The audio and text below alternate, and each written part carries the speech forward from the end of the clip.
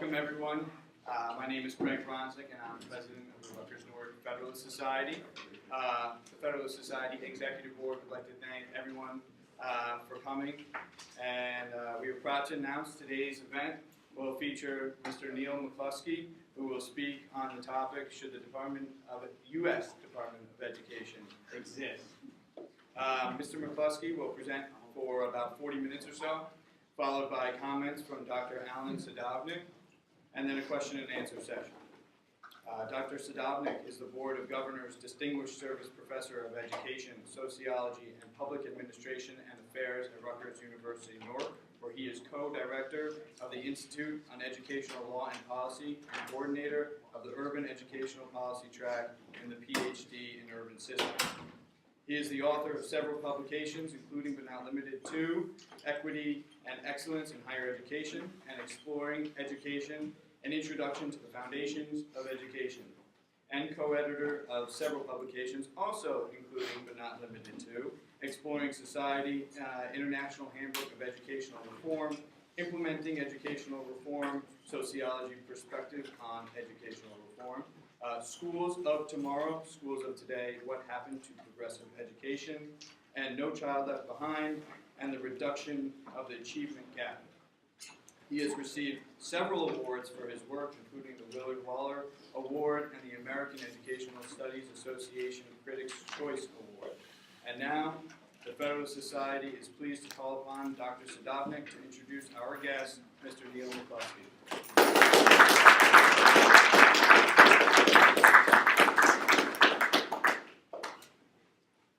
Thank you, Craig. I'm not texting, but I'm glad I have this with me because I went to print out your bio when I came here and it didn't print.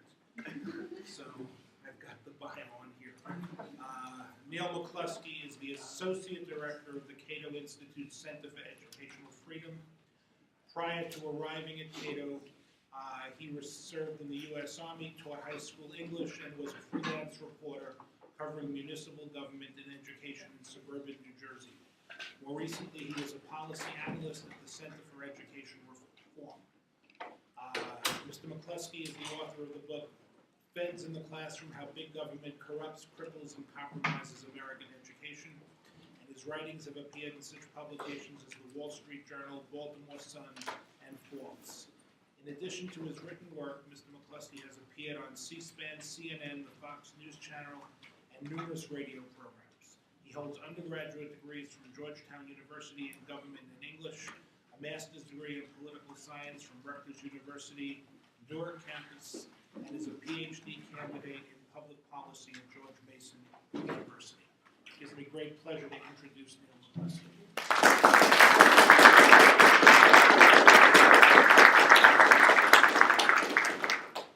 I want to thank the Rutgers Newark Federalist Society for putting this together and inviting me. And I will just warn Professor Sadovnik that if he makes my argument look too bad, it reflects very poorly on Rutgers Newark. So tread lightly on me. Today's topic, of course, is whether or not the U.S. Department of Education should exist. But I think really the more fundamental question is, the fundamental matter is, why the word education is not in the Constitution. Because it's from the Constitution, of course, you all know this better than I do as law students, but it's from the Constitution that the federal government gets its only powers. So here's the plan of attack. I'm going to try and keep it in 40 minutes. If I leave out some supporting statistics or something like that, we can certainly get into them in question and answer. Here's the plan of attack then. First, I will note that the word education is not in the Constitution, nor is any related word. And make clear that that means Washington has almost no authority to govern education.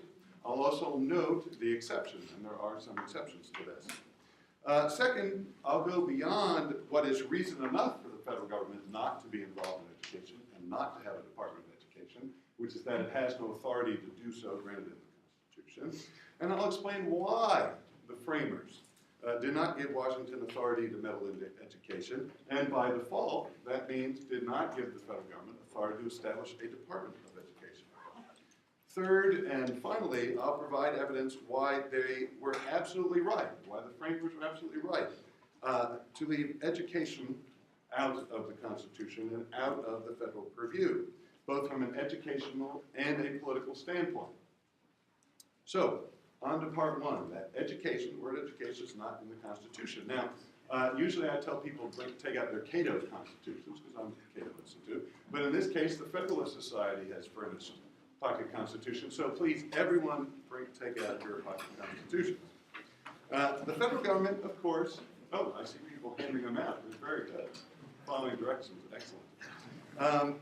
The federal government is given only specific enumerated powers, and they are for the most part found in Article 1, Section 8, as you know.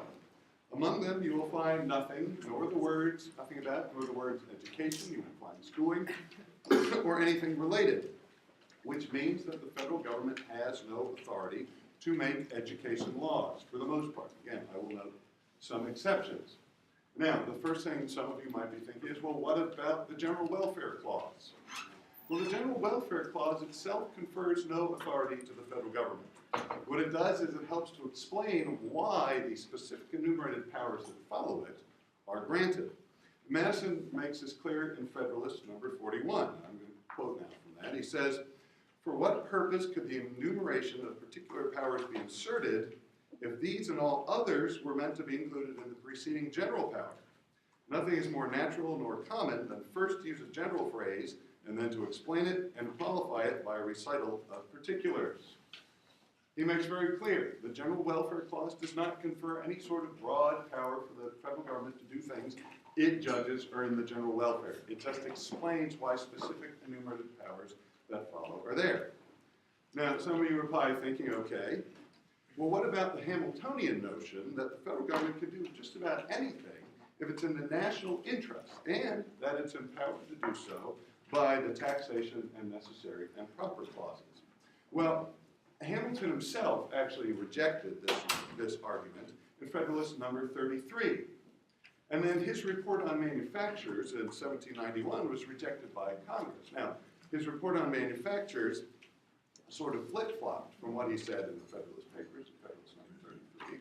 But it's the Federalist we have to look to, because this was the document or set of writings that he and others were using to try and sell the Constitution to the people of New York. This is where he explains the philosophy behind it. And so he writes in Federalist number 33 about the taxation necessary and proper clauses. He says, "It may be affirmed with perfect confidence that the constitutional operation of the intended government would be precisely the same if the clauses were entirely obliterated as if they were repeated in every article. They are only declaratory of a truth which would have resulted by necessary and unavoidable implication from the very act of constituting a federal government and vesting it with certain specified powers." Again, very clear. The federal government has specific enumerated powers. It doesn't have broad powers from the clauses that people often cite to give it to them. Now, a lot of people would tend to, they'll tell you that, well, what puts education in the purview of the states is the 10th Amendment. And then they are sometimes dashed a little as being, quote-unquote, tenthers. But this is important. The 10th Amendment only reiterates what is already clear from the Constitution, giving the federal government only specific enumerated powers. All it does is reiterate that those are the only powers it has, and all others are reserved to the state or people. The president of the Cato Institute, Ed Crane, he likes to, at least in staff meetings, I don't know what he tells the public, so if he doesn't, I'm leaking it, but he says the 10th Amendment is the Constitution for dummies. It very explicitly tells you what is clear. It only gives the federal government specific powers. And so, just to reiterate the 10th Amendment, it says the powers not delegated to the United States by the Constitution, nor prohibited by it to the states, are reserved to the states respectively or to the people. Again, that is clear through the act of giving the federal government only specific enumerated powers. Now, some would say, if you are familiar with education and you follow federal education debates, you'd say, well, didn't the Northwest Ordinance of 1787 reserve proceeds from the rental of land controlled by the federal government, rental and sale of lands, reserve some of it for education? And it's true. The Northwest Ordinance of 1787 and the Land Ordinance of 1785 did that. There are two very important things to note from our discussion here. And that is that these two laws preceded the Constitution, so they don't tell us anything about what the Constitution allows. Moreover, you can look at the Constitution, and it does give the federal authority control over territories, but it doesn't give it control over states. And so you can go to Article 4, Section 3, and see that the federal government has control over territories, but that doesn't include states. So, now this is not just, the guy from the Cato Institute coming here and telling you something that only the guys from the Cato Institute believe. Notably, the absence of federal education authority was acknowledged at least until 1943. And we know it goes after that, but this is an important example. So that was only 36 years before the Department of Education was created. The Department of Education was created in the 1979 Act. And so in 1943, the United States Constitution's Sesquicentennial Commission, under the direction of President Franklin Delano Roosevelt, published something called The History of the Formation of the Union under the Constitution. And it had the following rhetorical question and answer. Question: where in the Constitution is there mention of education? Answer: there is none. Education is a matter reserved for the states. So at least up to 1943, under Franklin Delano Roosevelt, who's not necessarily somebody who limited government people believe was also a limited government person, said very clearly, education is not within the purview of the federal government. So the federal government can in no way govern American education, even critically if it is in exchange for money. That goes to the taxation clauses.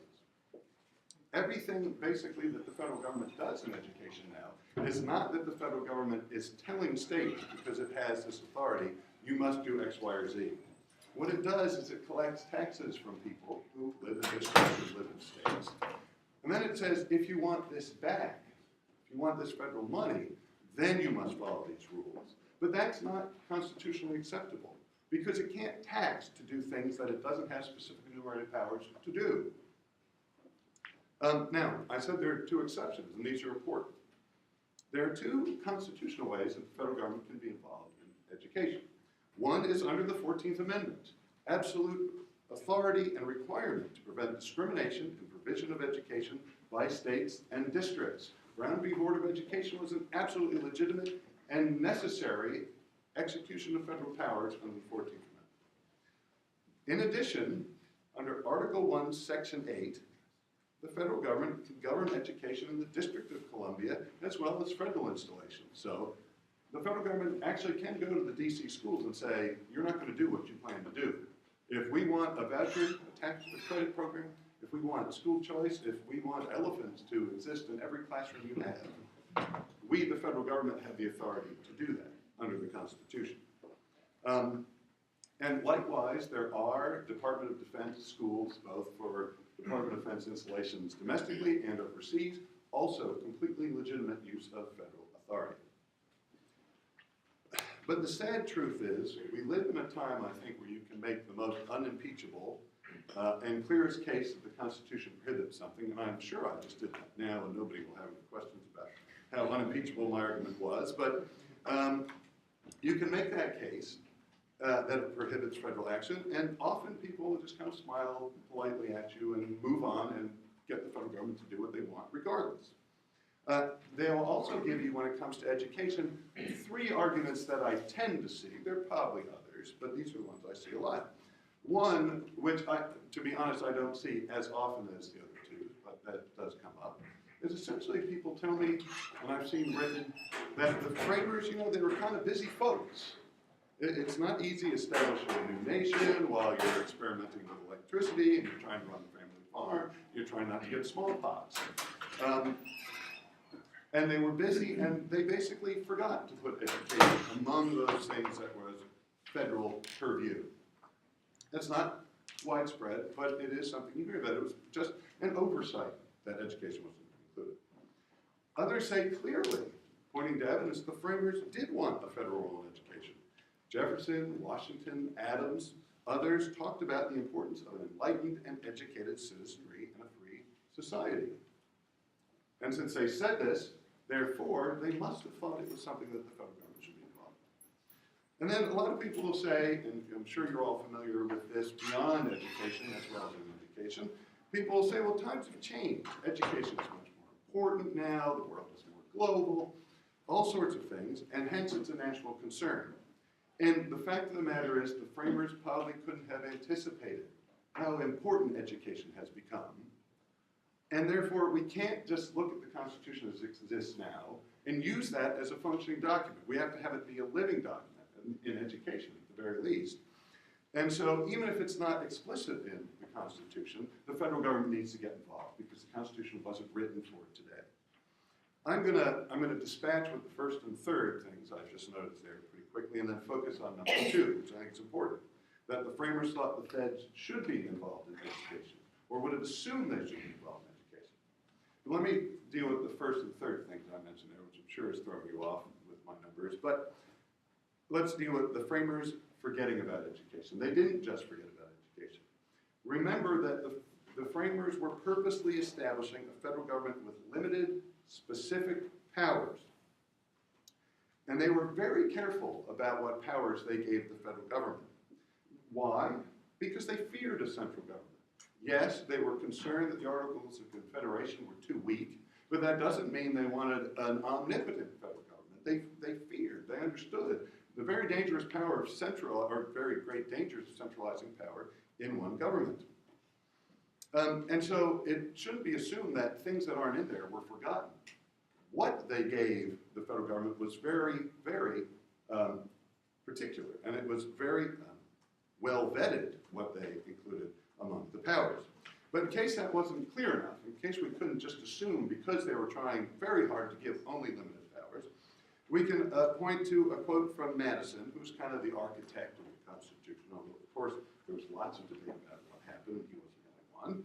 But there was a debate a few years after the Constitution was written, and the federal government as it exists now was getting underway, and he was debating a bill about federal assistance to cod fisheries.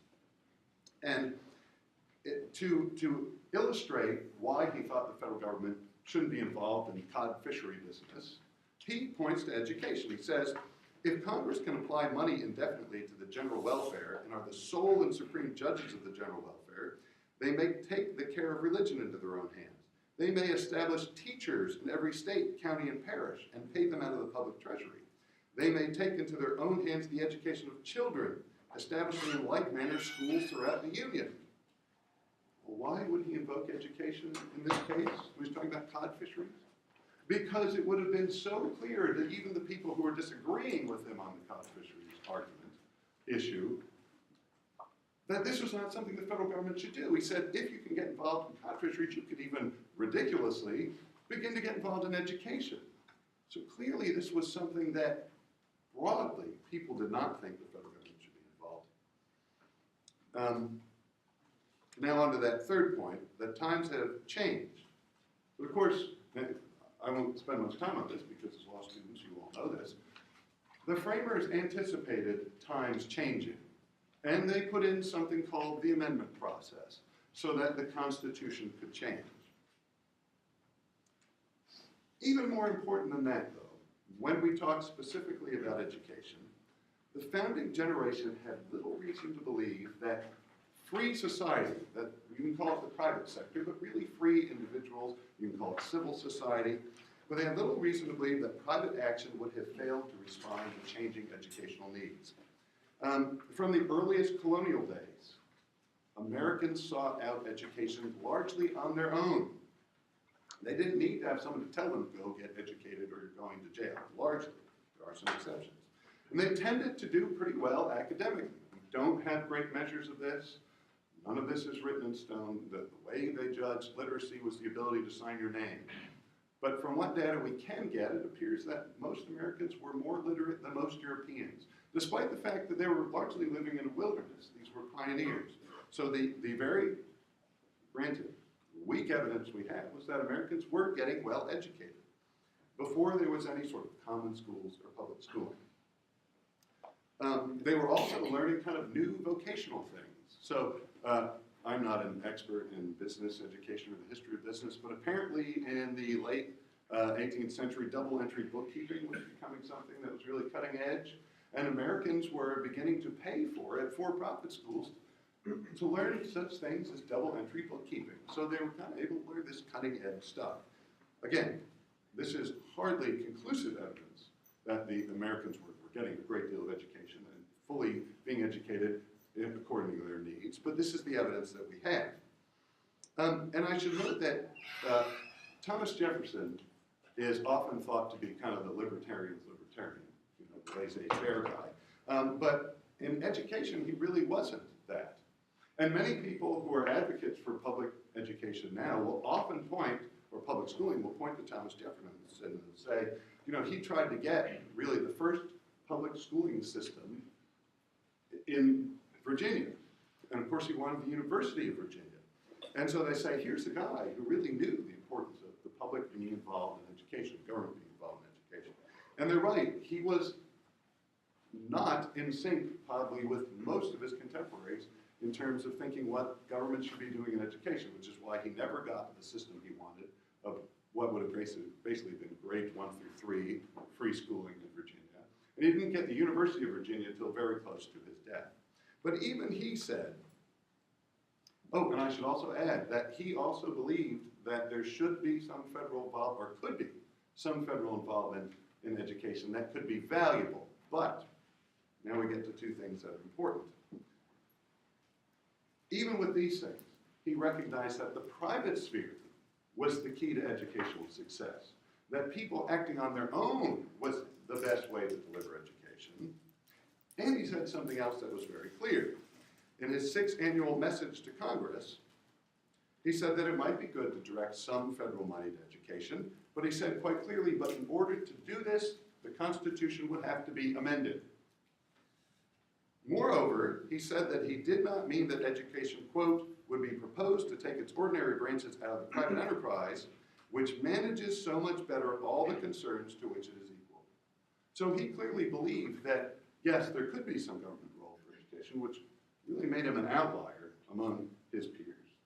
But he said quite clearly that most of education should be private because the private sphere handles these things better. And then this brings us to the main point, why education is not in the Constitution. And the reason it's not there is the framers would largely not have believed education was a government responsibility, much less a federal responsibility. And they would have believed that government control of education would have been corrupting, divisive, and ultimately not educationally beneficial. As I already talked about somewhat, I won't belabor this, but historians have shown that colonial Americans would simply not have seen any government role. Well, most colonial Americans wouldn't have seen a government role in delivering education. They believed that education was the purview of families and churches. However, people with some justification, will say, but in the colonial era, we did see the beginnings of what you might call public schooling. In 1647, the colony of Massachusetts passed something called, I like this title, and I hope someone heard it, it sticks in their head. Anybody know what the education law was called, passed in 1647 in the state of Massachusetts, that said, basically, all towns of 50 to 99 people had to have someone on hand to educate children. If you had more than 100 or more families, you had to have some place for that to happen. Anyone know what it's called? Old Deluder's Law. The Old Deluder Law. It's even more interesting than that. Old Deluder Satan Act. Yeah. I always think if Satan's in the title, it'll stick in your head if you've heard it. It certainly worked for me. But yeah, it was called the Old Deluder Satan Act. The reason it was called the Old Deluder Satan Act is because as much as the authorities in Massachusetts were civil authorities, they were religious authorities.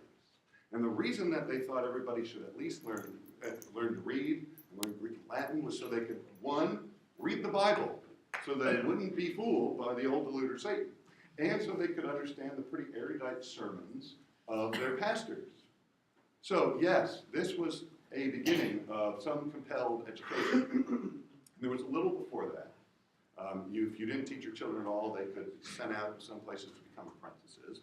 But this was the beginning, and it was driven by religion. More importantly, for our discussions, this only really occurred in any meaningful way in the colonial period in Massachusetts, in New England, and it didn't really last. So towns followed this for a little while, but then they stopped. By the time you get to the Revolution, nobody was doing it.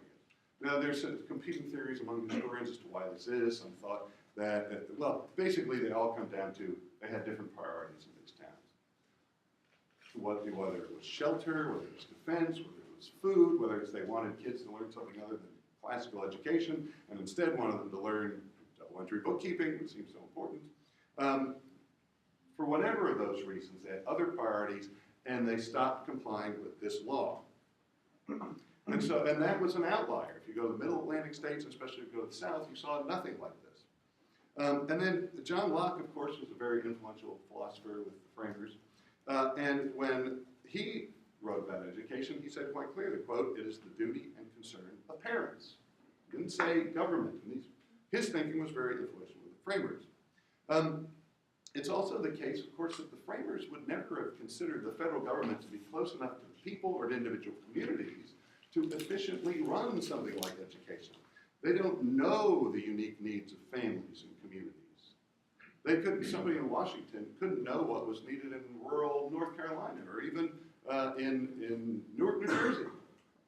That's why Madison writes in Federalist 46, almost all domestic issues were left to states. And of course, states could then leave it to smaller communities. So he said in Federalist 46, by the superintending care of these states, all the more domestic and personal interests of the people will be regulated and provided for. With the affairs of these, the people will be more familiarly and minutely conversant. And with the members of these, will a greater proportion of the people have the ties of personal acquaintance and friendship and of family and party attachments. It was left to states because this is where you have greater civil society, greater social capital, where people knew each other, where you had communities. And you weren't going to get that from the federal government. I should also say, now I don't have a lot of evidence, a lot of quotes at least, to point to this. It's sort of a theory of mine, but it's quite possible that the framers also wished to leave the federal government out of education to avoid sectarian conflicts, keeping in mind that education was believed to be intimately connected to religion by most people, or many people in the colonial era.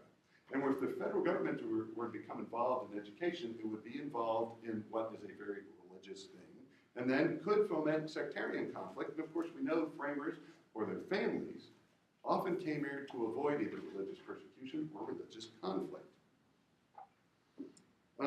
Finally, and perhaps most importantly, the framers did not include education among the federal powers because they knew that the federal government, or they believed at least that the federal government, was a constant threat to be used, the power of the federal government, to be used by special interests, what Madison called factions, individuals or groups taking power and using it for their own gain. And that's why they believe the government is best if it governs least, and of course that's also why, more substantially, they created checks and balances and separation of power. Men are not angels, as Madison said, of course, in Federalist 51, and they will use government power for their own ends if they are able to.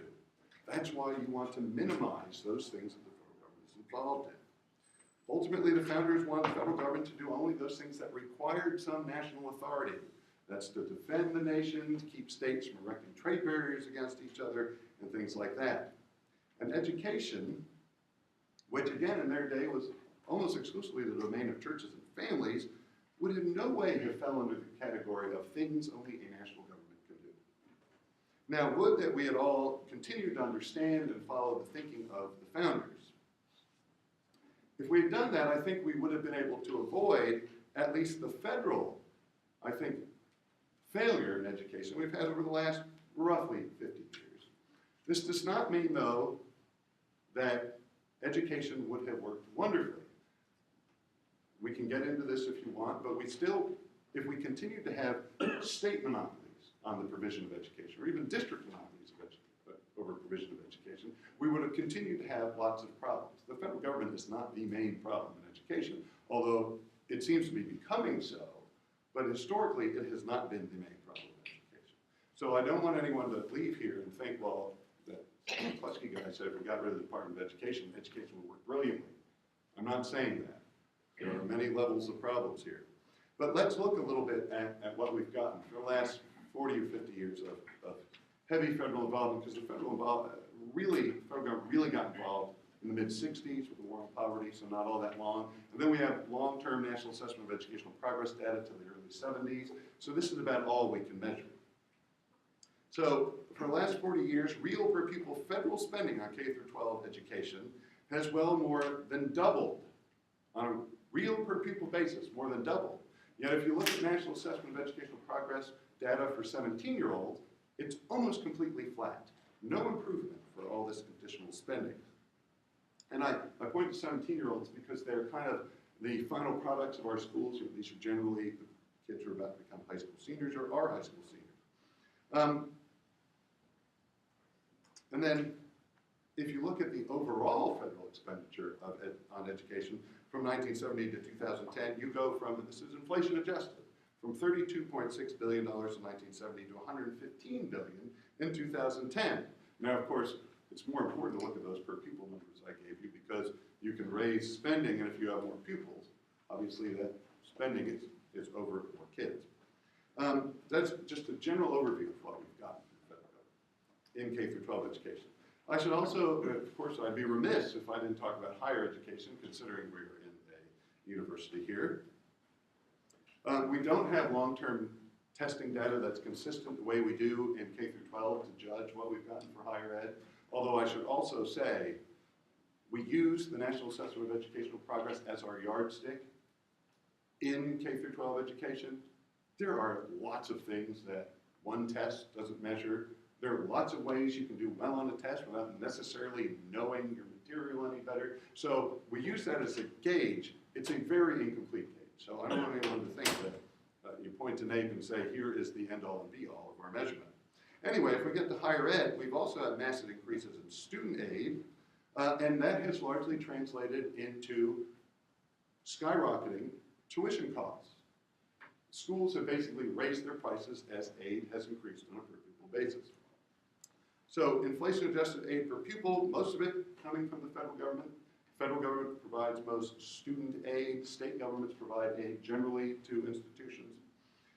It's ballooned from, adjusted for inflation, from $4,665 per pupil in 1979 to $12,894 in 2009, a near tripling on a per pupil basis in higher education. Overall, federal aid has exploded from $17.9 billion in 1970 to $146.5 billion in 2009, a more than 8-fold increase. And again, what have we gotten for it? It appears largely tuition inflation, because schools will raise their prices if they think they can get them. Academically, we don't have long-term measures, like I said, such reality, but we can look and see that we're probably not getting a lot of bang for our buck. And you can look just at 6-year graduation rates from 4-year schools. So that's 150% graduate time. What's the graduation rate for that? Only 57% of people who enter a school for the first time in a 4-year program finish within 6 years. That's not very good. It's only a little more than half.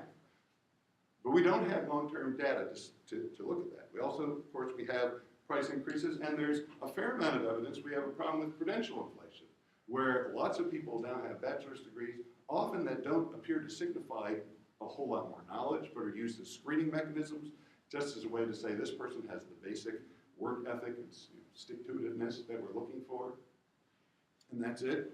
And increasingly, you see demand then for master's degrees or law degrees, although professional degrees are a little different from other graduate degrees.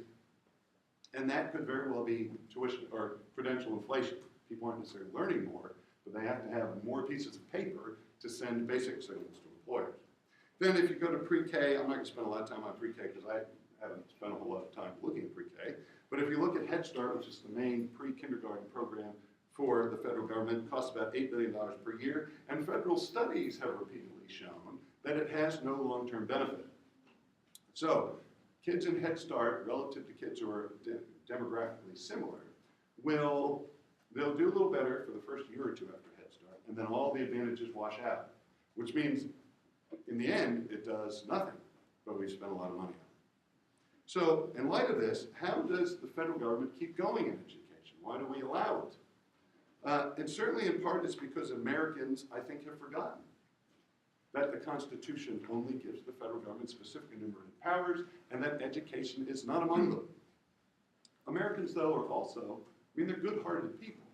When people say, let's spend more on education, let's do more on education, They're not doing it because they like to waste money. They do it because they want to help children for the most part. And most people don't have time to constantly monitor the minutia of education. I mean, I do education all day. And you can always read a different study or parse the data in a different way that you can get different results. And after a while, even doing it all day, your head kind of swims. You say, so what is reality out there? For people whose full-time job, unlike mine, is not to analyze education, it certainly seems to make sense. If you spend more on something, you should get something better. If I spend more on a car, I should either get more bells and whistles or I should get a better car. But it doesn't appear to work that way in education. And why is that? Because all these nice sounding things run up against the reality that the framers seem to recognize, the problem of factions, which is a problem of concentrated benefits and diffuse costs. When government controls something, it's politically controlled.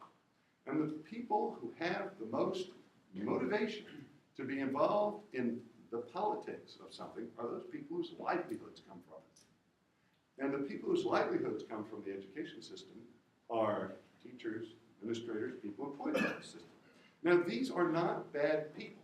There is a sense that when you criticize teachers, and in particular teachers' unions, which are not the same as individual teachers, but people say, why are you bashing teachers? Why do you hate teachers? Why don't I hate teachers? I'm not bashing teachers. Teachers are the same as everyone else. Teachers' unions are the same as everyone else. They all want basically what I want and what probably you want if you can get it, which is you would love to get as paid as much as you can imagine and not have anyone tell you whether you were doing a good enough job to deserve it. That's not evil, that's normal. If someone were offered me $1 million and I'd say, well, don't ask me whether I put this to good use. And they give it to me, I'm not going to say, no, I don't really need that $1 million. And please, criticize what I'm doing and then fire me. And teachers are no different, and administrators are no different. In a political system, they just want ultimately what's best for themselves. And that means they'd like to get more and more money, and they don't want to be held accountable for it. Now, and I don't want this to sound like I'm saying that I like standards and accountability, and I think that the reason we don't have more strict testing is because teachers have destroyed it. There are huge problems with tests. I don't want more standards and accountability from the top down. And we could obviously get into that. It'd be a whole different topic. We can't question and answer. But the reality is, those people, the ones who are supposed to be serving the students, are normal people and will use politics to serve themselves first, for the most part. Well, what's the difference between them and me, where I would love to go to the boss at the Cato Institute and say, give me limitless dollars and don't tell me well, I'm doing a good job, and really don't fire me. Well, when I go to the Cato Institute, they have to voluntarily give me that money. We have to reach an agreement which balances our interests. When something's controlled by politics, you have to be able to exert as much political power as the people trying to get the money. And because of concentrated benefits and diffuse costs, that's almost impossible to do. Parents can't organize the way teachers' unions can and administrative associations can. They can't be as motivated because it's not their livelihood, or they often aren't, and then their kids eventually graduate and then they have even less incentive. And so it's basically a matter of concentrated benefits and diffuse costs. Why good-sounding things like the federal government helping education don't work out that way. And just to give you a sense of the teachers' union's power, and I should also note, again, unions aren't the same as teachers. Unions have their own interests. You know, unions, of course, they want a monopoly over labor if they can get it, where everybody has to come through them to get paid. And many teachers would do better without that. If they are really great teachers, presumably they could either get better pay or better incentives or more control of their classroom or something like that if they didn't go through a one-size-fits-all system. So don't think when I say teachers' unions, I mean all teachers. But the teachers' unions typically furnish 1 out of every 8 to 10 delegates to the Democratic National Convention. That's a lot for one political party. 1 out of every 8 to 10. And in 2007-08, in that election cycle, the National Education Association and the American Federation of Teachers, the two largest teachers' unions, doled out a combined $71.7 million on political activities. They could also, of course, mobilize lots of volunteers, especially during the summers, because many teachers are not working during the summer. And since we're talking about the Department of Education, it was brought to us almost single-handedly by the political power of the National Education Association. In the late 1960s, early 1970s, the NEA went from being a professional association, really dominated by superintendents and principals, to a real teachers' unions. In fact, superintendent and principals were basically booted. And then once you get to the 1970s, for the first time, they say, we will endorse a presidential candidate. And we will then push our members to work for that candidate. And the candidate they chose was Jimmy Carter. Why? Because Jimmy Carter said he wanted to establish a federal Department of Education. Even the AFT opposed this. Al Shanker, who is kind of famous, he had a paid column in the New York Times, and he wrote, you don't want the federal Department of Education. This isn't going to help. You don't want them giving you centralized dictates. But the NEA wanted it, and the NEA got it. And it took a little while because Carter was elected, and then he dragged his feet for a few years until the NEA said, look, we helped you. You need to do this. You've got re-election coming up. If you want our help, you need to get us the Department of Education. And ultimately, they got it. Like I said, it was enacted in 1979, came into existence in 1980. And why did they want it? Because they wanted a seat at the table. Education previously had been under the Department of Health, Education, and Welfare, where many people argue it actually made more sense because health and welfare and lots of these things are intimately connected to education. But they said, no, we want to be at the table with the president, so we have somebody to speak for us, to advocate for us at the highest levels of power. But teachers' unions are not alone. Again, this is not a teacher union problem. This is a monopoly problem. This is a concentrated benefits and diffuse cost problem.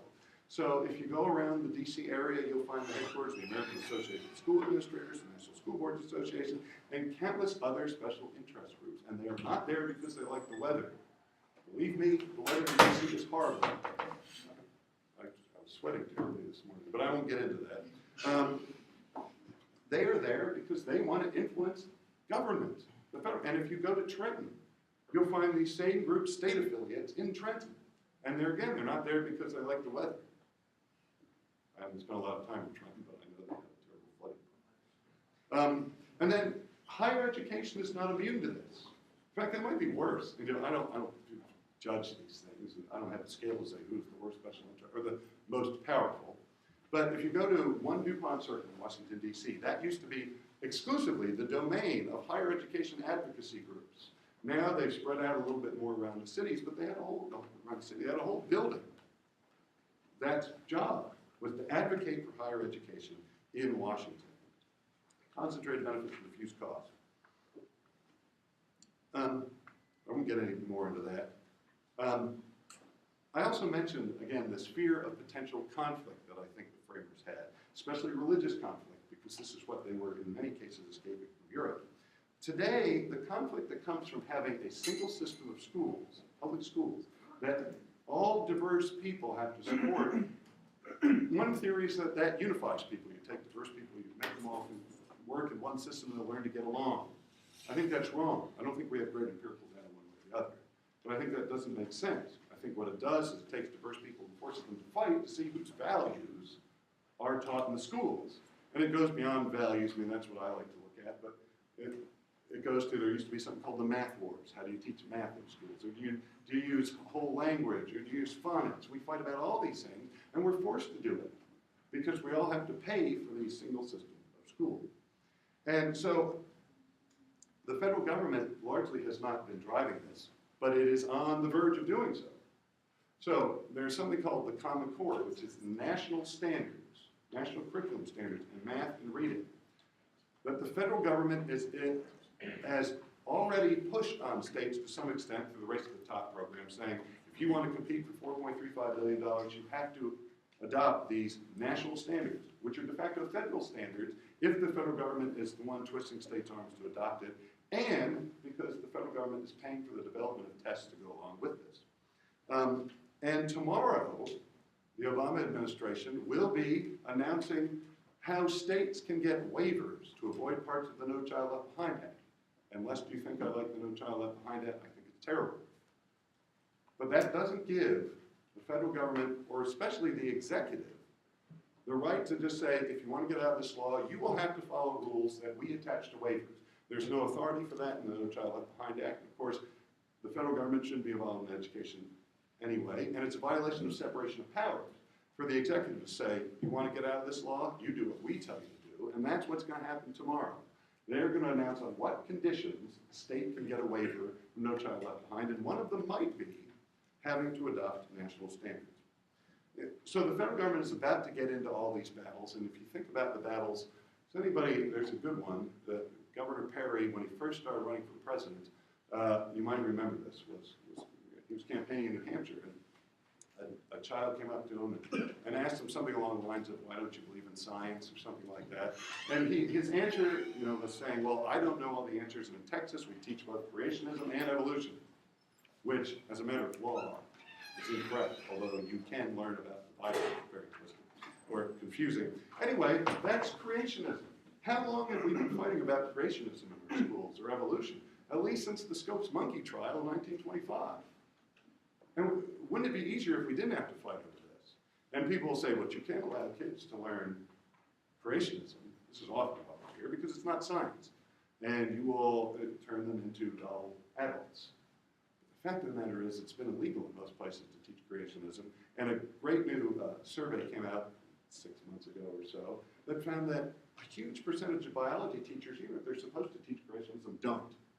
The reason they don't, in many cases, is they don't want to get involved in conflict. They don't want parents telling them, why are you teaching my kids things I don't believe in? So we could even say that, well, we have to have government telling kids what to learn, or they won't learn important things, but in something like creationism and evolution, they're not learning it anyway.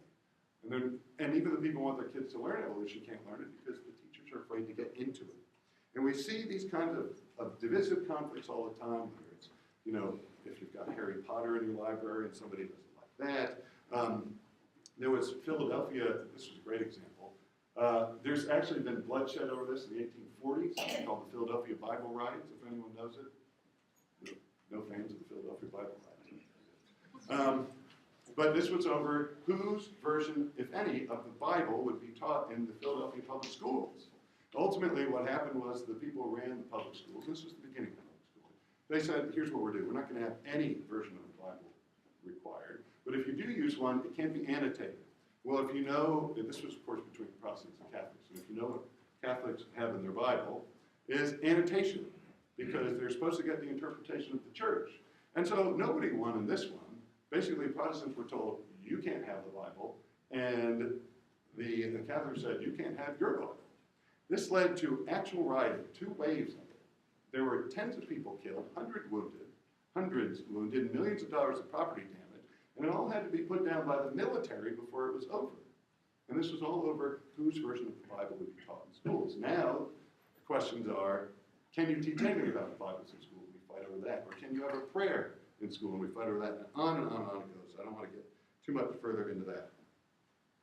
But all of this seems to be the exact opposite of the domestic tranquility the Constitution's preamble talks of.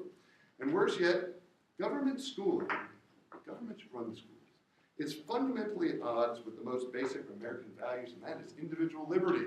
That the state can't dictate to you what you have to know or you have to believe. It's the freedom to choose one's own values, to teach one's children, and lead one's own life, not have the state tell you what you must think and what you must believe. So why is education not in the Constitution, and therefore should there be no Department of Education? Because, quite simply, the framers knew very well that giving the federal government authority over education would be a recipe for educational warfare and ultimately, very possibly, for oppression. And sadly, having ignored them for the last roughly 50 years, we are well on our way to proving them right. Thank you.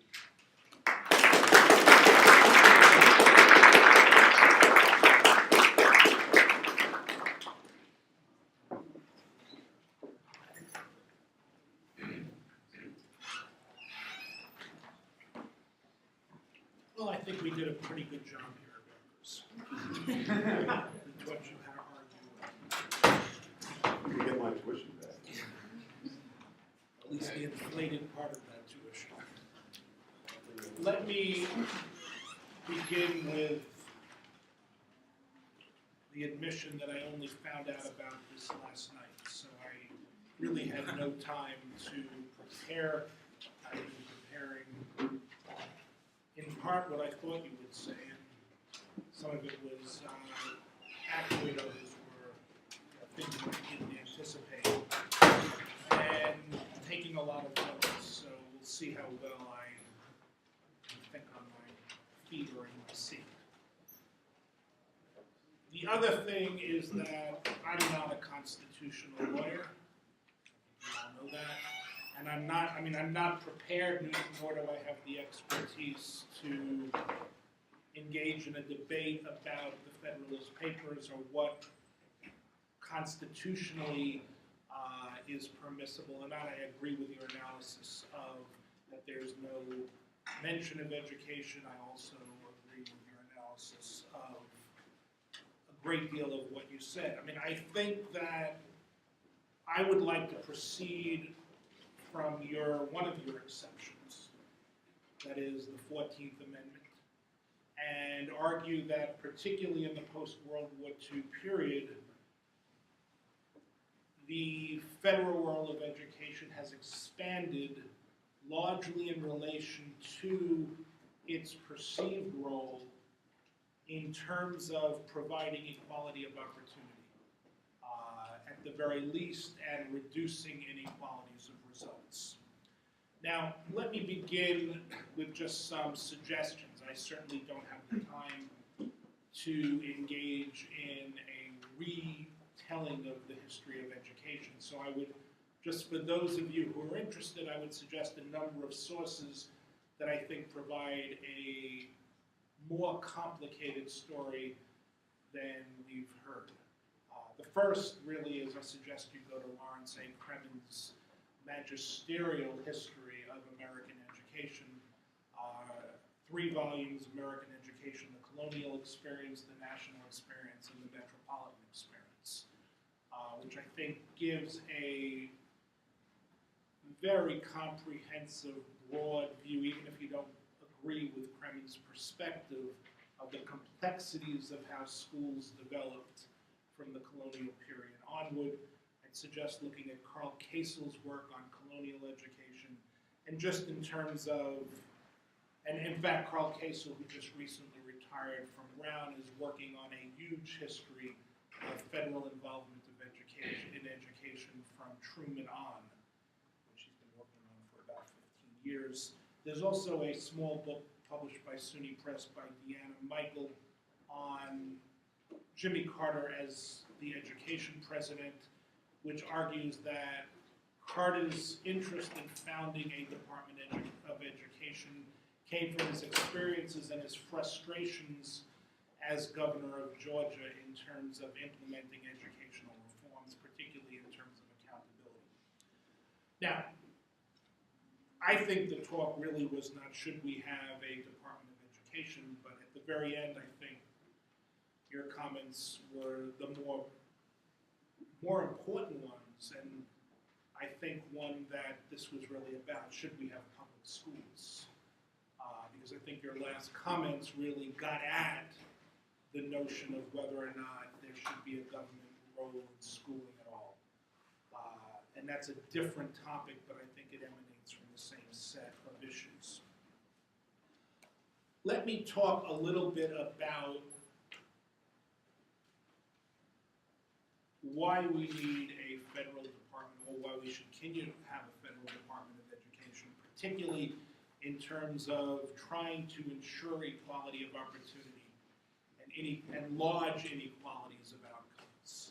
And the counter argument, which we've heard, is that the federal government is really bad at it, it's inefficient, it's costly, and that at the very least, state governments and local districts can do that more effectively, and probably at the most, if we just leave it to individuals to set up their own schools, which would be private, we'd have a better chance of doing that.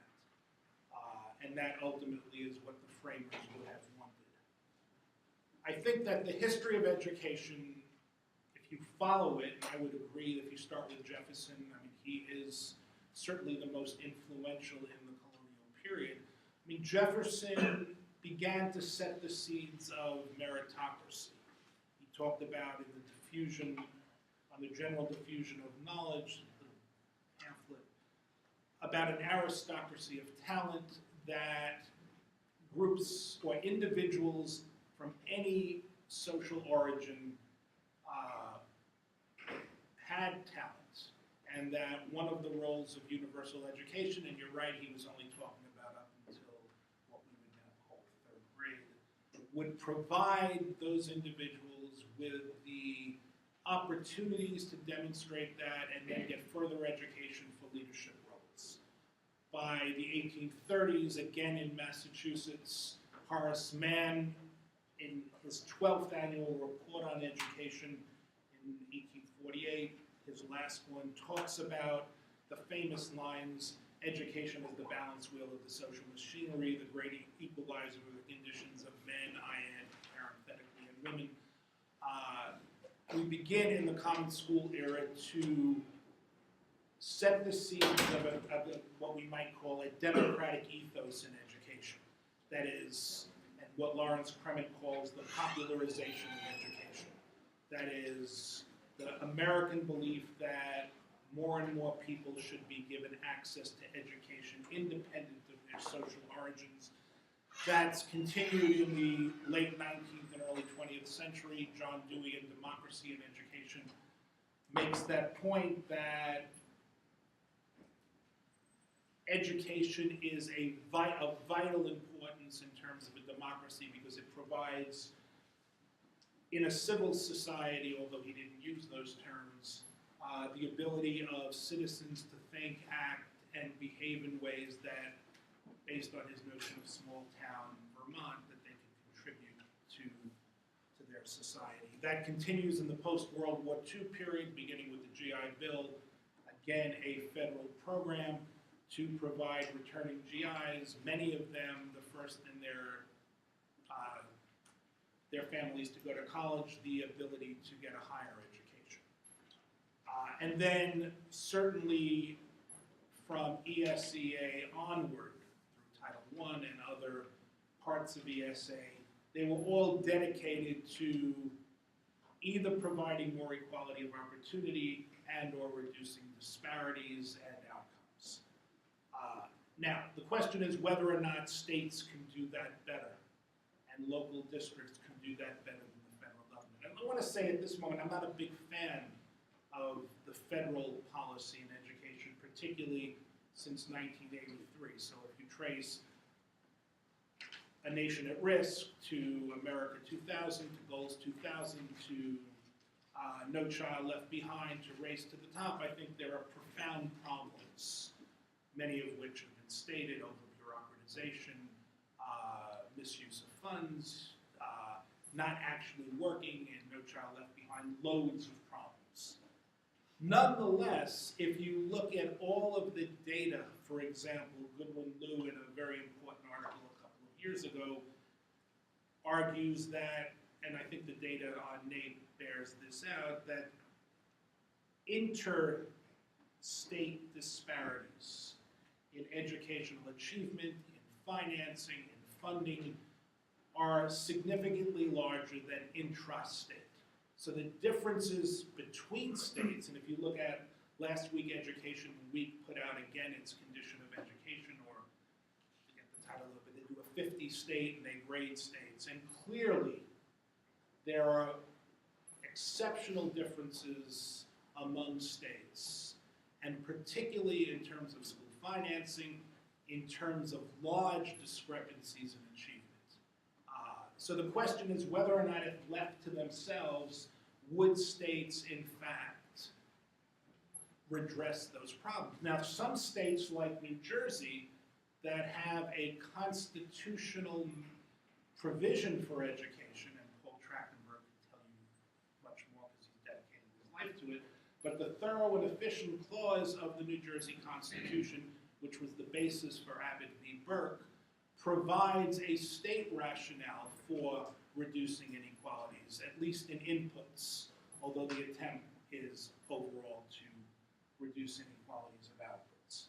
Other states, I mean, California is a good example of a state, Proposition 13, spending was cut dramatically. California, before Proposition 13, was among the highest achieving states and it's dropped in every category to the bottom third, if not in some areas to 40 to 50. That is, so the question is, is there a federal role in trying to ensure that those interstate differences are reduced? And I think they are. One of the things that No Child Left Behind, and I think its best provision in No Child Left Behind, is if you forget about the commitment to having every child be proficient by 2014, which, given everything, was never going to happen. But what it did demand is that states disaggregate their results, so they couldn't hide behind large achievement gaps between groups. That was an important thing because it began to expose within districts and within schools how certain groups, even if there was an aggregate high achievement, were not being served. And No Child Left Behind provided a way to look at that. Now, so I think, and I'll finish up, I think there is a federal role. We can argue whether it's constitutional or not. And those here have to tell me if it's ever been challenged. My knowledge hasn't gotten to the Supreme Court. I mean, if it was such a solid argument, why does it still exist? Again, I'm not a constitutional lawyer, so someone will have to educate me on that. But McGraw-Hill just came out with a study that looked at a whole variety of international comparisons. But one of the most striking is that the United States is on the bottom of OECD rankings in terms of reducing inequalities based on socioeconomic status. So of all the OECD nations, we are at the very bottom. We have the largest educational inequalities between those at the top and those at the bottom in terms of socioeconomics. And we're half as effective as the top-ranked countries. Clearly, there is something wrong. Clearly, there's a strong relationship in our society between socioeconomic status and achievement. 40 years of sociological studies have demonstrated from James Coleman on that the strongest predictor of educational achievement is socioeconomic and family background. Now, in an increasingly globalized, and then Charles Blow did a very interesting thing in the Times last spring, in which he looked at the TIMSS results and the PISA results, the international comparisons, and ranked the industrial developed societies from top to 30. And the US was towards the middle to the bottom on all the achievement results. He also then ranked side by side the US in terms of two indexes, a child well-being index and a poverty index. That is the percentage of children living under poverty. And the US ranked towards the bottom in all three of those, and the highest performing nations like Singapore and Finland ranked to the top. So they were near the top of all three, and we were at the bottom of all three. So clearly, there's a real problem in terms of achievement. We disagree clearly about how to fix that. But I strongly believe that the history of American education has demonstrated that local school districts and states have not addressed those issues, and that the Federal Department of Education has a role. Is it the primary role? No. But the Federal Department of Education can use both its monetary means as well as its statutory means to try to redress what I think is the fundamental, most important problem in American education, that is the continued disparities between the affluent and the poor in our society. One more thing, I think an important role of the Department of Education has been its research role. I mean, and I'm not a big fan of the What's Works website, but I think that there's something important there. It can be done better. As well as the National Center of Education Statistics, which I think if you're a social scientist, the work that the National Center has done over the last 20 years has been, certainly for my work, central. And I think that doesn't mean it couldn't be done differently. It's not necessary that it be done by the federal government. But I would just conclude by saying that I believe the federal government has a role, and I believe that ultimately it needs to do better at what it has in fact tried to do. I don't think it's been as effective as it should be. Thank you.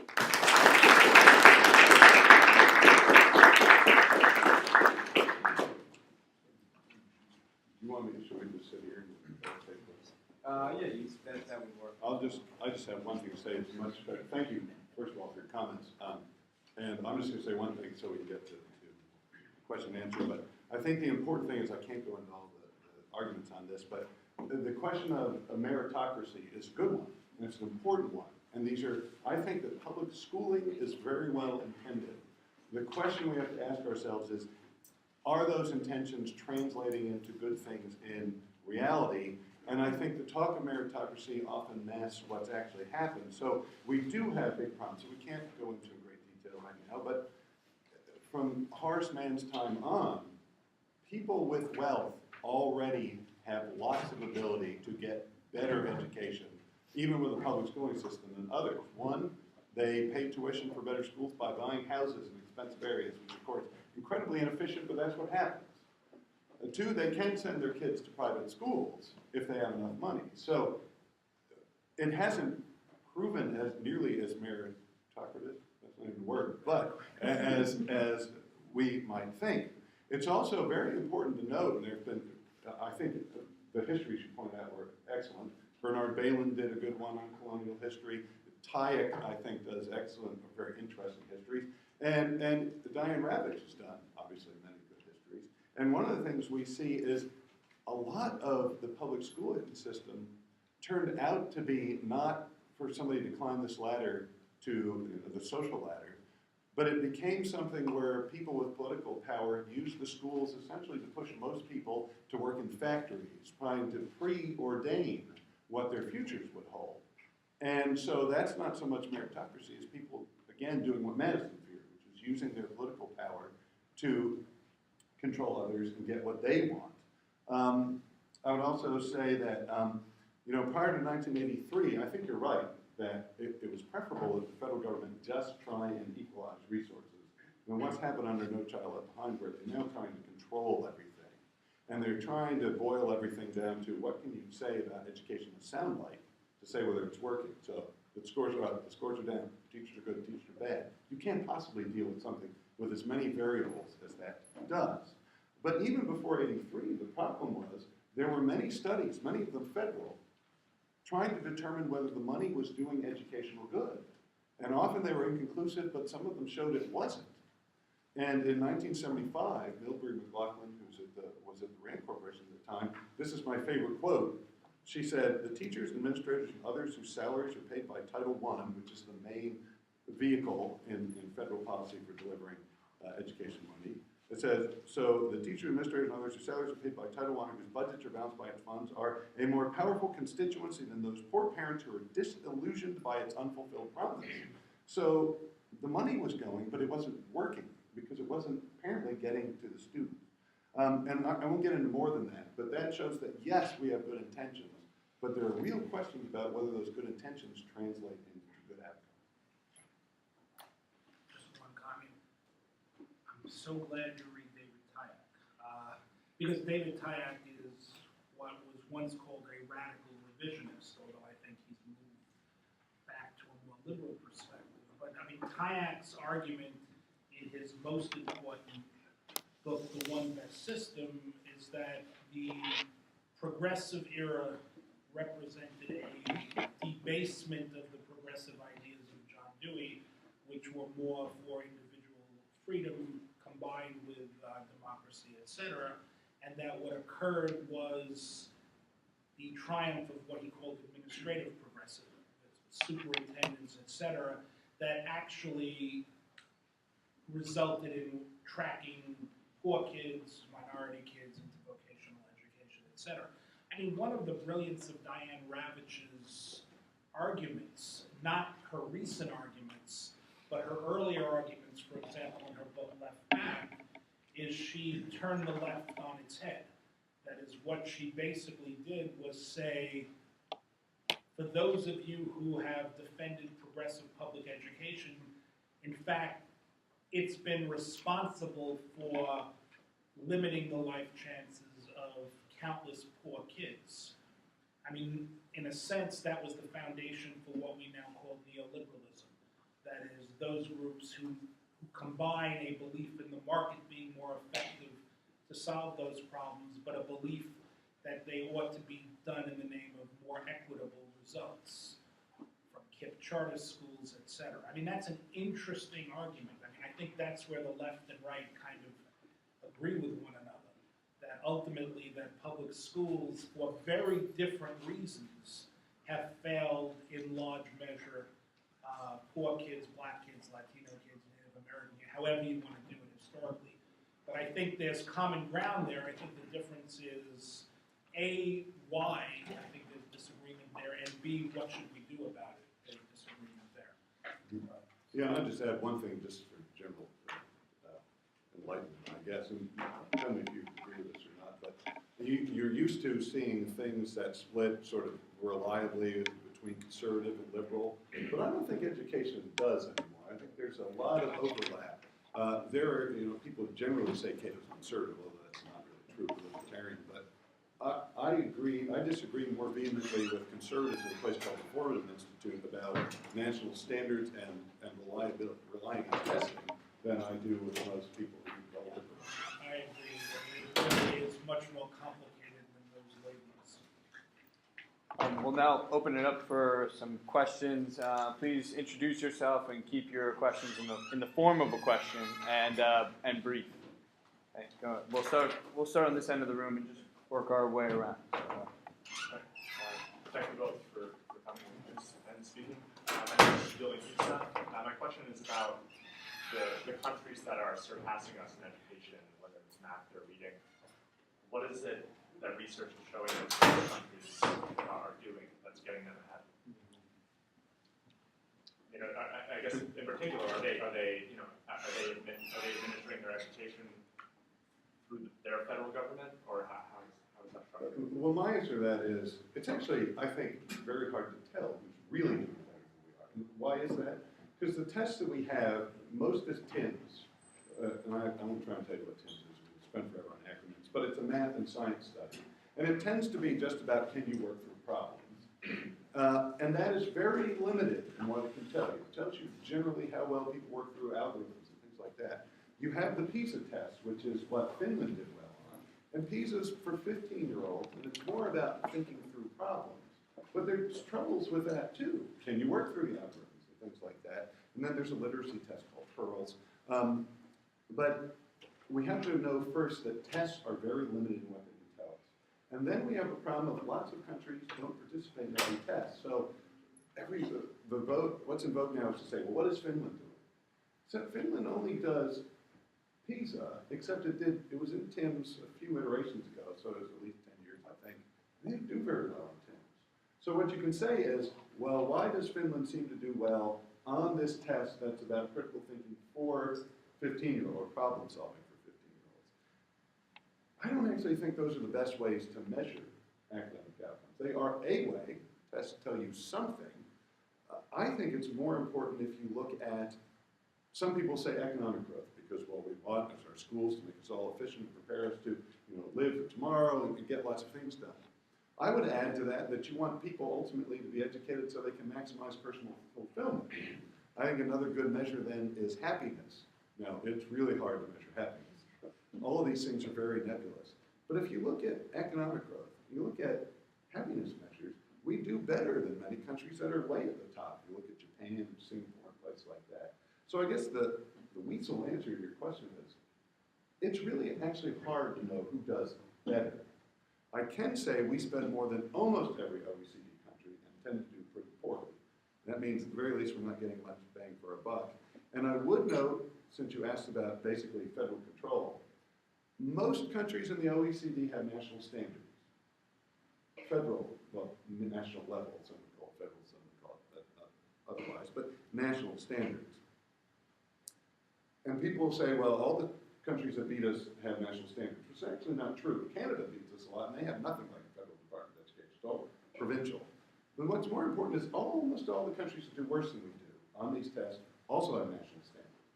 So we don't know that that helps at all, centralization. What is probably, and what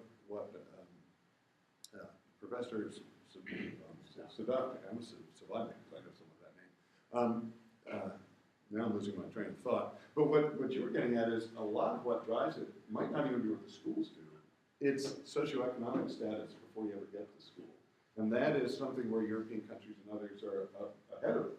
So they don't have the stratification. So the bottom line is it's really hard to tell which countries are doing better and why, because we don't even have a set measure of how to say who's doing better. Although I think that one of the things that David Berliner has argued is that if you disaggregate by socioeconomic status on those same tests, or if you normalize NAEP scores with other measures, middle class and up children in the United States do pretty well compared to other countries. So in the manufactured crisis, which is now old, 1995, but what they do is they try to demonstrate that the crisis in American education is really a crisis for poor kids. That once you disaggregate them out of the equation, and that goes back to my point, I mean, whether the federal government has done it well or not, we can debate, but it's at least seen its role as trying to ameliorate those conditions. If in fact, and I think a lot of that has to do with conditions outside of schools, then it may mean we need some other policies statewide, locally, or federally in terms of urban and rural poverty. That's another, that we can debate at a later time. What do you guys think about the current system of teacher training and certification? Like, you think there's any improvements we can make to that? Well, I'll just throw something out. It's not something I spend a whole lot of time on, so I'm not an expert on teacher quality. I think it doesn't generally make sense to say that a teacher needs to go through a set certification process that often includes having to go to school to get some degree, which is very questionable about what the value of that degree is. I think it's probably more valuable to at least have a test of content knowledge, but you have to know what that test is. The tests that are often used for content knowledge are pretty weak, from what I can tell. And so I think there are real problems with that. My answer is we have got to have some sort of market mechanism where people go to schools because they want different things. They want schools to try out different stuff. And that can be different ways to certify teachers or hire teachers. It could be bringing in people from business. It could be bringing in traditional teachers. But until you can have all those different models competing, you can't really evaluate. Jason, do you have a question? Yeah, I have two questions. First, what role do you think that demographics? Because one of the countries I heard you talking about with like high, they do well on these tests. They also have about one kid for every 2 adults. It's a demographic. Do you think that what role do you think that plays in the provision of education when it's simply there's much more attention focused? Does that have a role? Maybe. I think you're probably right that, there is good research on the effect of having multiple kids and things like IQ and math scores and things like that. Now, if you're talking about between 1 and 2 children, probably doesn't make a big difference, but once you get to 3, 4, or 5, you do see a drop-off consistently with those, or statistically significant drop-off with those additional children. So I think that could have something to do with it. I think more important, though, are the socioeconomic status things that we've talked about, and to corroborate your point, the last, I think it was PISA test, actually broke out eventually. You could get the by income level for Americans, and they did just as well as the top performers. So I think you're absolutely right. Yeah, I think I think the demographics, particularly, I think a lot of the countries that are on top of us in terms of those tests, and I agree those tests are very narrow, but they're also not, there's significantly more homogeneity in doesn't mean those societies don't have groups that are not the dominant racial or ethnic groups, but there's simply, Finland is far more homogeneous, Singapore is far more homogeneous. But I think the other thing is that a lot of it may have to do with differences in curriculum and pedagogy. So that, for example, Japan, which is a relatively high-achieving country, I mean, their class size is 35 to 40, but they have a different way of delivering instruction. They have much more cooperative learning. They also often have more than one teacher in the classroom. So, I mean, I think it's more complicated. I mean, there's Stigler and, I forget their names at UCLA. They've done a whole lot of videotaping of different countries in teaching mathematics, and they found some real differences between Germany, Japan, and the United States that explain some of the differences in achievement, independent of all those factors. Right. There's a lot of research by an economist at Cornell, Bill Bishop, I think it's Bill, but Bishop, but also you can find Roger Blisman, some other people like that. And they don't specifically address this in any length, but I really think that there's a cultural difference too. And once you've controlled for all sorts of factors, they found, I was looking only at the national standards question, but they found once you control for culture, it's irrelevant whether or not you have national standards. And especially East Asian countries have a very long tradition of your advancement in society is based on how well you do on a test, especially because that helped you get into the civil service. So they seem to have a culture that's much more geared toward learning things that can be tested and then doing well on tests. So and that's very hard to just operationalize with some variables to really get down to culture. So there are lots of things that can be. Although, I mean, I spent some time teaching in Hong Kong this summer and working with a lot of doctoral students from mainland China, and one of the things, I mean, it's very clear that you're right about that. I mean, you can see immediately, you know, the absolute focus that these students have on their subjects and their learning. But one of the things that their ministries of education consistently look to us for is to help them develop more critical, creative thinking, because that's not part of what they are really, I mean, they've not been socialized that way. So that just as much as we look out to the world and say, my God, we're not doing well. I mean, if you go to Japan, if you go to India, if you go to China, they also look back to our tradition and say, wait a second, we really want our students to be more engaged. They're going to work in problem-solving areas. So, I mean, I think it's much more complicated than a lot of the debates have us think. Is there a golden era of U.S. education? That is there some moment of history, 2 decades, which you consider to be, sometime we were first or second, right, in the listings. And so why was it that we were first or second in those periods that were no longer there? I don't think. I mean, is there no golden era? I don't think there was a golden era, and I don't think we have. Even if there was, we don't have a way of judging ourselves against other countries because most of the tests we're talking about aren't nearly that old. So people act like there's a golden era, but at least the evidence I've seen for it has mainly been anecdotal. You know, you always see these coming on the internet where somebody's like, look at this test that they had for 8th graders in 1879. I could never pass this. But what's that really telling you? Most people didn't go to 8th grade. What does that mean? Did everybody take it? So if there was a golden era, I don't actually think we know. So When how it do we was or know if whether it we're was. better off or worse off? I mean, how do you make that judgment? Well, you know, when someone asks that question, I always think of one of my favorite lines from a Carly Simon song, which is "Stay right here because these are the good old days." That is, we always look back, but ultimately, I mean, I think, you know, I reviewed Diane Ravitch's book Left Back, Yes. and one of my major criticisms was that she looks back to a perceived golden age. Right.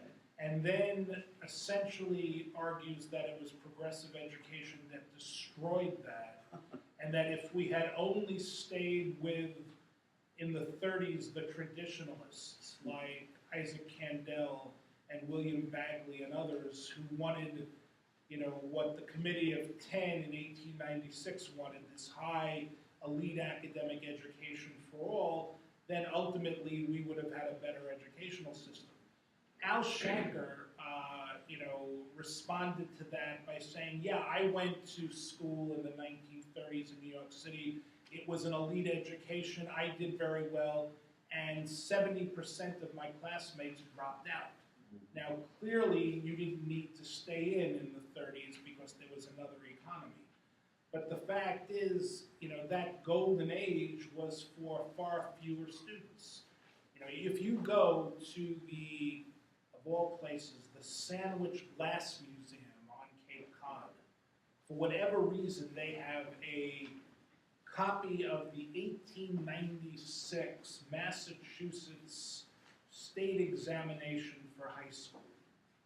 And there's the one essay question is you had to translate Virgil or Cicero, and then you had to respond to how many, I would suspect that no one in this room could graduate from high school in Massachusetts in 1896. But it was, 2% of the population that actually took that exam. So I think it depends on the measures by which we judge where we are. And, that's, there are different measures for that. It sounded like you were both kind of agreeing that there was a ton of power or a great benefit to being in a socioeconomic class that is on the higher end, right? There seems to be a lot. If you're there, you're going to do better in education. Is there any way that we can kind of harness that and use that or use the people in those communities? The first thing that pops to my mind is some kind of voucher system or something that frees inner city people or people that are in schools that are traditionally worse to get into schools where there's just this wealth of I don't know what it is that makes those kids do better, right? How do we spread out the difficulty? How do we spread out who has a worse time and help them by kind of, putting them around people that are going to do better? And do you think that would help? That's a whole nother. Yeah, it's a whole. Yeah, I'll just tell you some quick things that I think of that. One is, a lot of these problems start at day one. They're nutrition problems, they're healthcare problems, and K through 12 school choices are going to help that. There have been programs that have tried to ameliorate this. Some have appeared to have some success. There's something called the Abecedarian program and some others in Chicago. The problem is they were very expensive per person treated and would probably be almost impossible to replicate nationwide. But that's where you have to start. The schools can't fix poor nutrition, poor health care, poor dental care, things like that. I think, though, that what you're getting at, choice, is important. And there is evidence, at the very least, and many people agree with this, for peer effects. So if you can get kids whose default school culture would be something where kids don't go to college, education's not important, they've given up, they're going to do poorly. If you can get them into a school that has a critical mass of people who are oriented toward education and toward college, that does have some positive effect. Then the question is how you do it.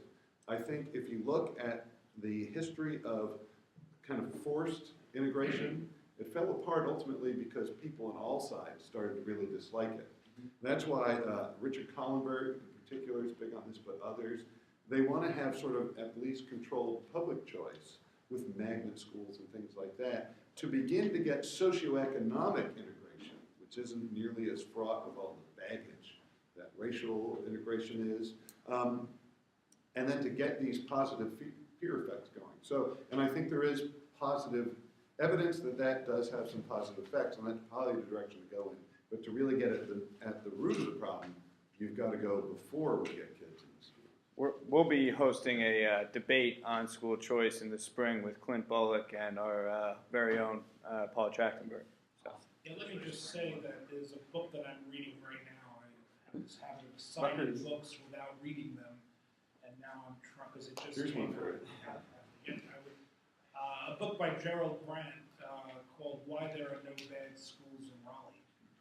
And what he does is he compares actually Syracuse, where he's taught for his career, and wrote a very good book 15 years ago called The World We Created at Hamilton High School, about how a school which was, kind of devastated by a whole lot of factors then came back.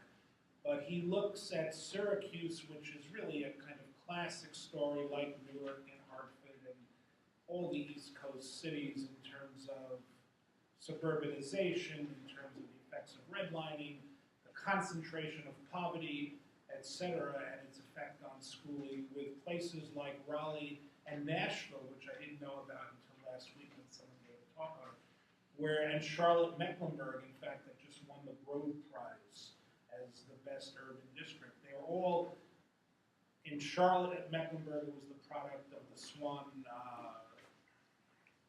Supreme Court decision, but the others were products of voluntary consolidation of metro suburban regions, which are really allowed for far more economic and racial integration than you would have in places like Newark, where it's just not possible to have that. They've had some very positive results, so that's worth looking at.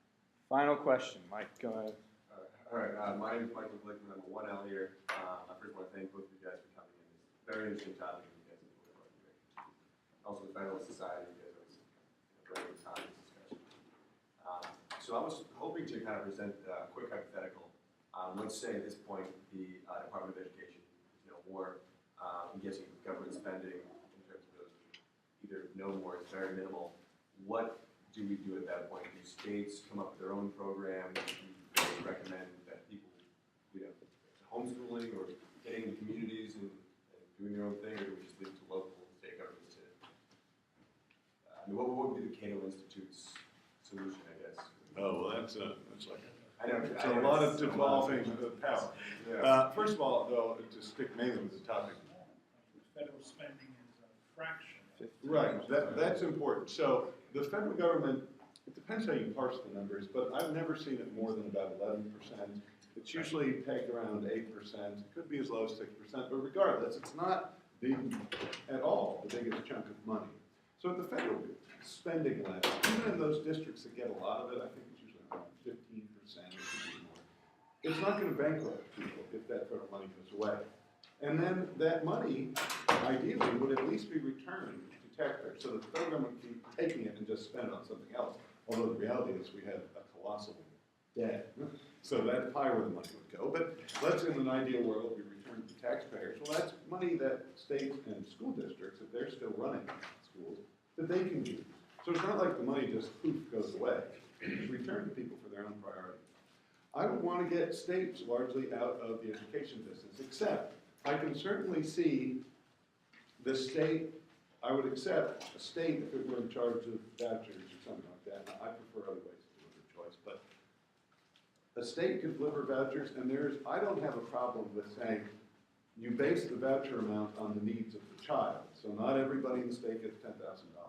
Kids that are ELL kids or have learning disabilities or from poverty would get more than other kids. I wouldn't even mind saying rich people don't get anything. But I think what's important is you give that money attach it to a child, give the parents the ability to control that money, and then give educators freedom to run schools as they want to run them. Why is this? Concentrated benefits and diffuse costs.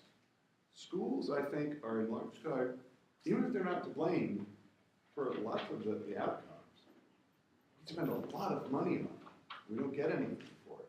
The way to hold them accountable, I think, that makes sense, both for the people who are supposed to serve and for educators who don't want these sort of ridiculous, often bureaucratic dictates on how they're going to teach. You want them to have autonomy, to try new things, to try different things, and you want parents to be able to match up kids with unique needs with people who are providing unique education, and the accountability comes from the ability to take your child away from a school that you don't think is providing what you want. Now, of course, that opens lots of, this could be a whole debate with Clint Bolivar, apparently. But then the question is, well, will parents be savvy enough to know what they want? If we look at the limited school choice programs we have, there is evidence that they are. They begin to ask for test scores and things like that. But granted, we don't have a lot of evidence, we don't have a lot of choice. But I think that's where we need to go, empowering the consumers, but also giving educators the freedom to educate and for them to try new things, to compete, to innovate, and that's how you get research, that's how you get better. So that's sort of my ideal, but the quick answer to your question is, if the federal government stops spending education money, it is not a huge amount of money relative to all its spending. Would there be some sort of oversight in that hypothetical? You would have some sort of oversight if it were a voucher program that makes sure that these vouchers are actually going to students and that they're going to education.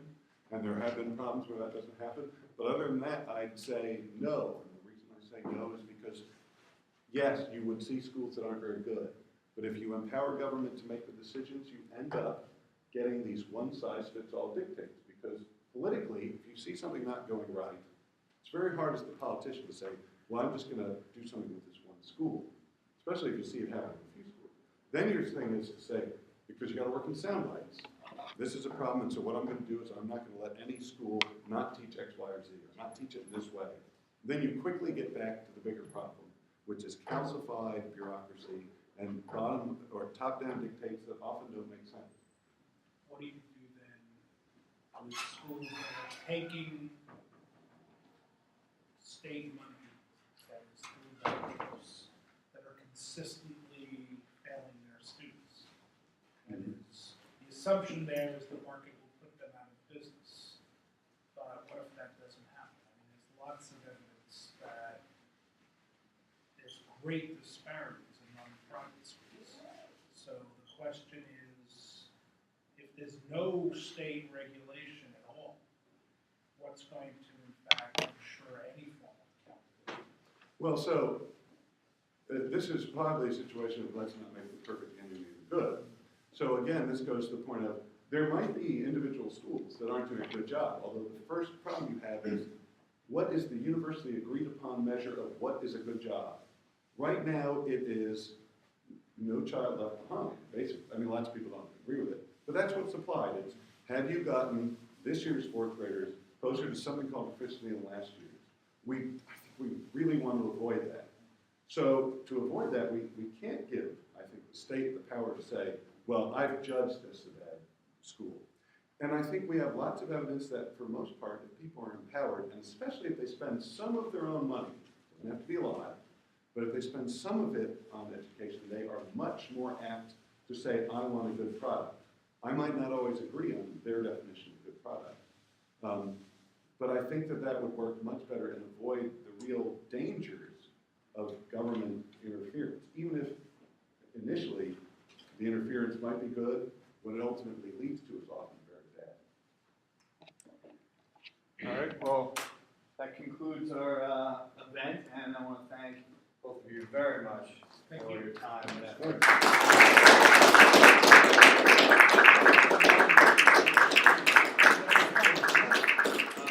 Thank everybody for coming. Thank you for coming. Our next event is Monday at 12 o'clock. Clark Neely from the Institute for Justice will be here discussing judicial engagement, free speech, guns, and liberty. Look forward to seeing you there. Thank you.